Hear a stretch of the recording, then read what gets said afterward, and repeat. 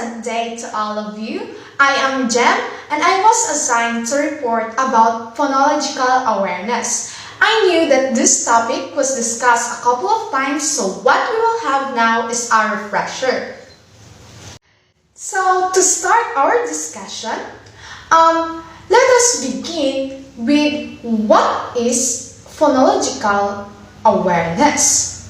So it is the understanding that a spoken language can be broken into smaller units, sentences into words, words into syllables, syllables into onset rhymes, word syllables into phonemes. So let's have this example. Just like what I have said earlier, that phonological awareness could be cut from sentence to words, words into syllables, and words into phonemes. So this we have this example. You can see it in the screen. So the tiger jumps across the river. So that was the sentence. Next, when we are going to cut it in words, it is the tiger jumps across the river. So there are six words in the sentence. So when we are going to cut it into syllables, so we have here the tiger jumps across the river. So there are 9 syllables in all. So when we are going to talk about phonemes, so of course it is the sound of the language. So the tiger jumps across the river. So what you have seen in the screen is the way how words or how the letters should be sound. So that was phonemes.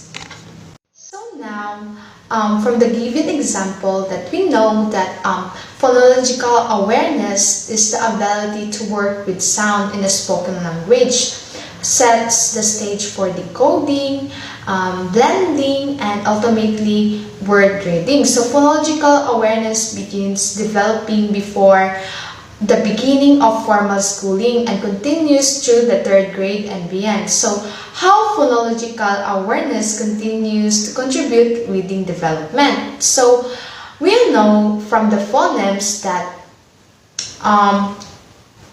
reading is from written words to correspond to spoken words. So readers must have awareness of the speech sound that letters and letter combination represent in order to move from a printed word to a spoken word, or that child will know how to read, or a spoken word to a written word, or the child will know when he or she knows how to read, he knows how to spell it, when he knows every sound of a letter. So awareness of the sound in a spoken language is required to learn letter-sound correspondences, to blend sound together to decode a word, and to map words into long-term sight vocabulary.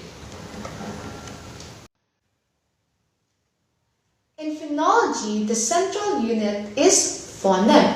So a phoneme is the smallest sound unit in a language that is capable of conveying a distinct meaning, such as the S of the sing and the R of ring. So they have different meaning. So phonemes are not the same as letters. So because letters are graphemes, so phonemes are the sounds of the letters, or not just letters but letter combination. So now, in the screen, let's take a look for that example. So graphemes. So how many graphemes in the word true? So true, we will focus on the word true, right? So true. So true there are three graphemes, which are the TH, R, and U, true. So phonemes is the sound there, the zero there sounds and and U. So it is read as true, true.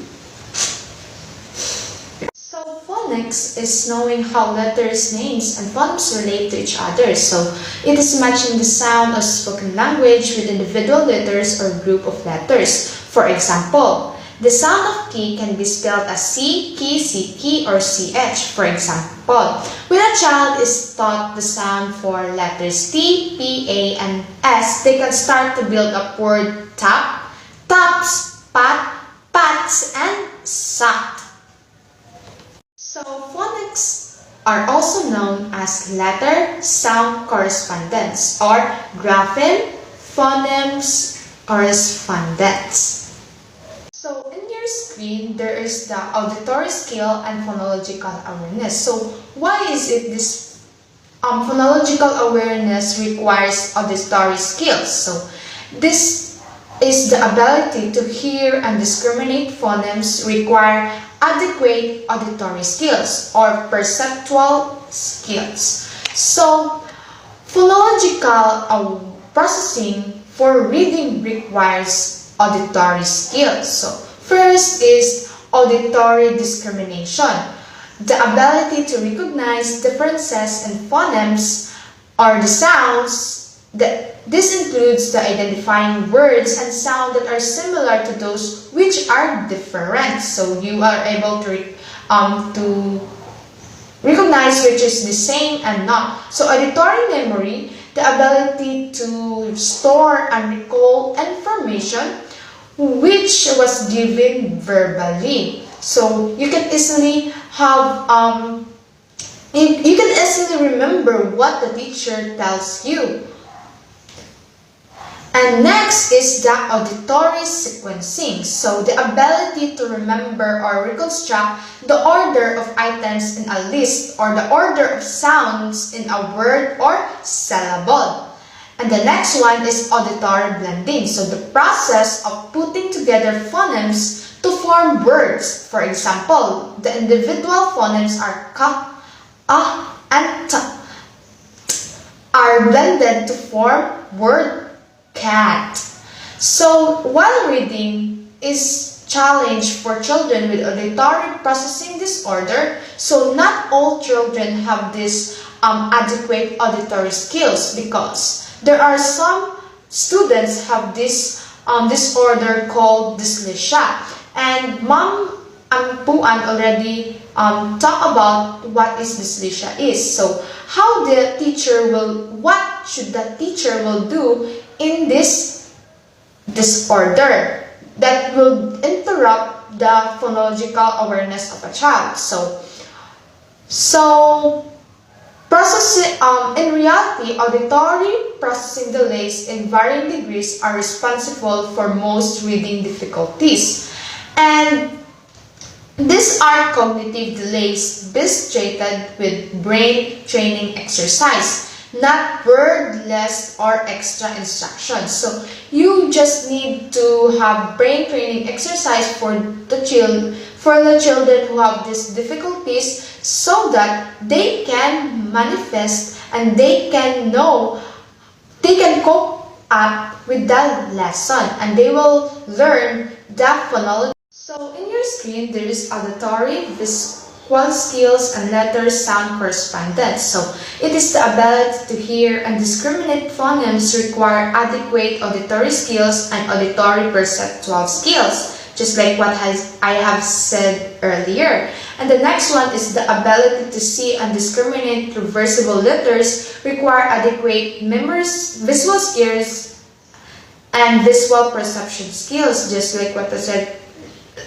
ganina did. And the ability to associate letters with sound requires integration and auditory and visual skills. So kaganina we are focusing on auditory skills, but right now we have these visual skills also. So in auditory, At first, it should be speak by the teacher, and that children will hear the sound of the letter or the word.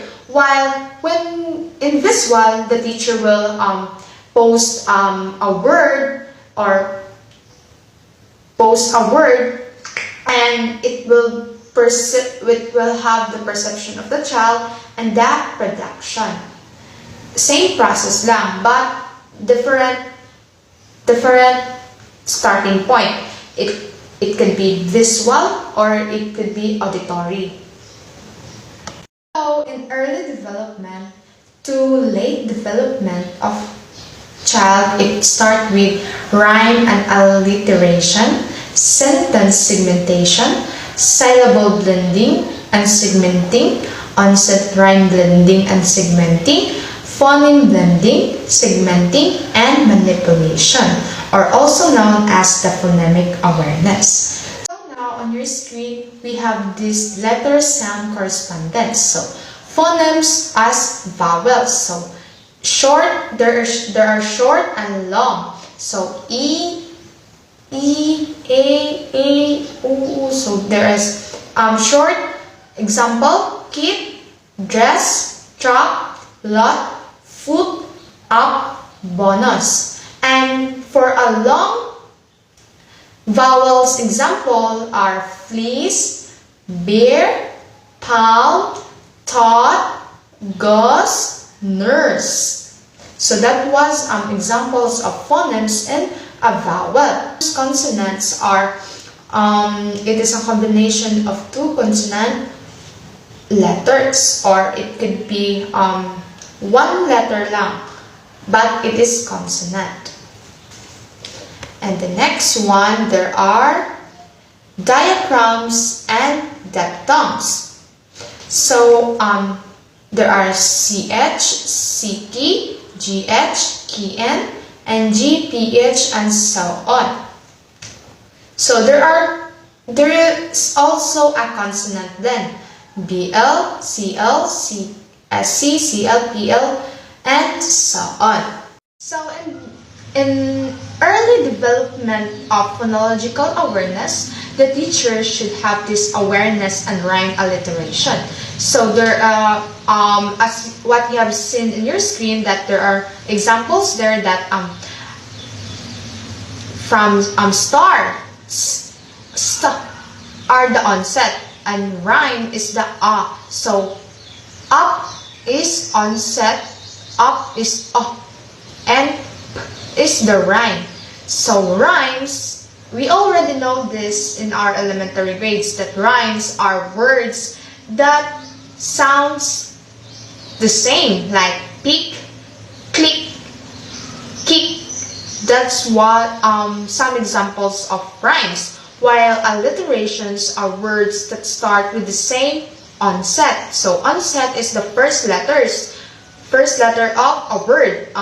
Petter, piper, pick of pickled peppers. So these are example of alliteration.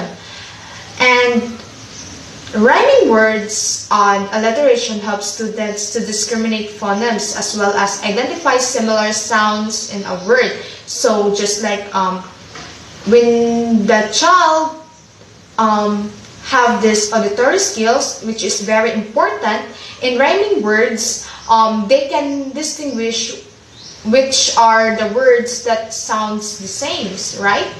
So phonemes in initial positions of word more salient than those in the final and middle positions. So in alliteration, in the first position, there will mas dali siya nga makita or mas dali siya nga manotice sa estudyante. So just like Peter, Piper, pick a pack of pickled paper. So that's an example of alliteration. So as a teacher, in order to harness their phonological awareness, in early phonological skills, I have here an example activities. First is discrimination. So it requires auditory skills for the children so that they will be able to determine the set of words that does not belong to the group. Just like, for example, sat, mat, and mop. So they will be able to distinguish that sat does not have the starting letter M or the sound letter M. And the next one is counting. So here the teacher will be able to teach children the different to count syllables in a word. Just like, for example, in a word butterfly. So let the children clap their hands when they have the syllables of butterfly. So they will determine that there are 3 syllables in the word butterfly. And next is rhyming. So they will the teacher will give these rhyming words so that they will distinguish that there are words that a bit similar but they have different meaning, and they can easily be changed in the first letter, or in alliteration. The teacher will give tongue twisters to the students so that they can recognize different sounds also. So that's all. So now we are done in the early phonological skills activities. So now let's go to the later phonological activities examples that can you give in your children to harness their phonological skills. So we have here blending. So phoneme blending is the ability to hear the individual sounds in a word, put the sound together, and say the word that is made. So students say the word in a sound in a word and then say them fast, while the teacher pushes blocks or letters together to demonstrate blending. So for example, these sounds may be said to a student: s, a, n, d, and the student will say the word sand. So we have another here is phoneme segmentation or segmenting. So students say the word and the clap or separate the syllables phoneme and say each syllable or phoneme, or string technique.